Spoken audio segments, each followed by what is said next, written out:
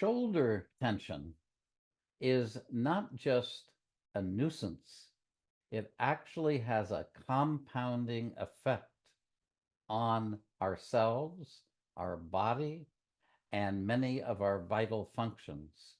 Shoulder tension restricts my breathing.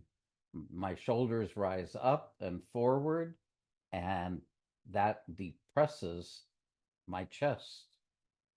Shoulder tension shortens my neck and can often be linked to discomfort in my neck. Shoulder tension can restrict the movement of my arms and my hands. That's extremely important for all of us. Shoulder tension also increases my propensity towards forward posture. My head comes forward, and then I'm more forward over my feet, and that can be the source of many difficulties: back pain, hip joint pain, foot pain.